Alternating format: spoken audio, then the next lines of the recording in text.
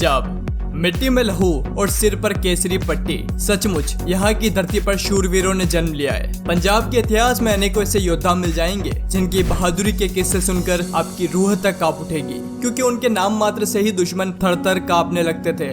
इतिहास के महान योद्धा बाबा दीप सिंह। बाबा दीप सिंह का जन्म 26 जनवरी 1682 को अमृतसर में एक संधू जाट परिवार में हुआ था। बाबा दीप सिंह जी जब 12 वर्ष के थे तब उनके माता पिता उन्हें आनंदपुर साहिब ले गए, जहां पहली बार उनकी मुलाकात सिखों के 10वें गुरु गोविंद सिंह जी से हुई। वहां उन्होंने गुरुजी के आदर्श में रहकर सिख दर्शन और गुरु ग्रंथ साहिब का ज्ञान अर्जित किया। उन्होंने गुरुमुखी के साथ साथ कई अन्य भाषाएं सीखी, यहाँ तक कि स्वयं गुरु गोविंद सिंह जी ने उन्हें घुड़सवारी, शिकार करने की कला और हथियार चलाने की शिक्षा में निपुण किया।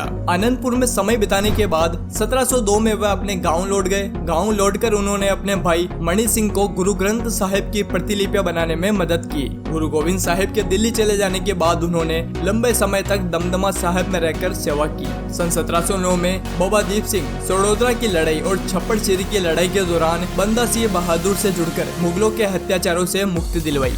सन 1733 में बंदई खालसा और तख्त खालसा के आपसी विवाद को सुलझाने में भी अपने भाई मणि सिंह के साथ मिलकर भूमिका निभाई, जिसके बाद नवाब कपूर सिंह ने उन्हें अपने एक दस्ते का मुखिया बना लिया था। सन 1748 में वैसाखी के समय अमृतसर में सरबत खालसा की बैठक में जब मिसलों की स्थापना हुई तो बाबा दीप सिंह ने शहीदाती मिसल का नेतृत्व किया। मिसले छोटे छोटे राजनीतिक क्षेत्र थे जिनमें शामिल योद्धा मुगलों के अत्याचार से पीड़ित लोगों के लिए काम करते थे। सन 1757 में काबुल से दिल्ली लौटते वक्त अब्दाली के दस्ते पर हमला करके बाबा दीप सिंह ने कई युवक युवतियों को छुड़वाया। ये हमला दीप सिंह ने कुरुक्षेत्र में किया था, जिससे डरकर अब्दाली ने अपने बेटे तैमूर शाह को सिखों के विनाश का हुक्म दिया। पिता का आदेश पाकर तैमूर शाह ने जगह जगह पर गुरुद्वारों व पवित्र स्थानों को नुकसान पहुंचाना शुरू कर दिया। इस दौरान सिखों के पवित्र स्थान हरमिंदर साहिब को भी नुकसान पहुंचाया गया। हरमिंदर साहिब को नुकसान पहुंचाने की खबर जब बाबा दीप सिंह को मिली तो उनका खून खौल उठा।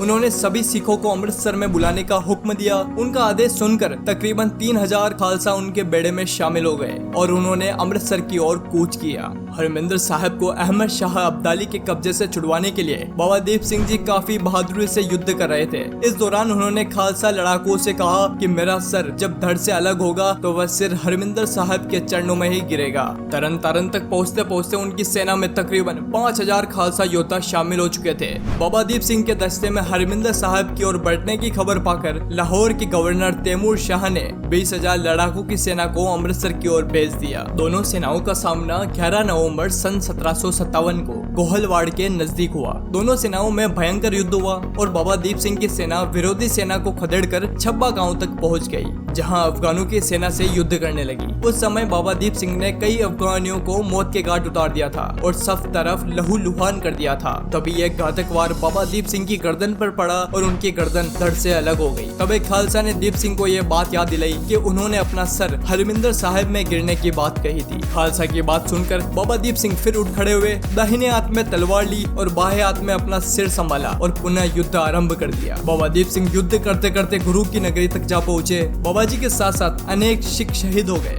लेकिन श्री हरमिंदर साहिब का बदला ले लिया गया। तो दोस्तों, आज की इस एपिसोड में बस इतना ही। अगर वीडियो पसंद आए तो जरूर से लाइक करें और अपने इस हिस्ट्री चैनल को सब्सक्राइब करें और दबाएं इस बेल आइकन को, ताकि आने वाली वीडियोस का अपडेट आपको मिलता रहे। धन्यवाद।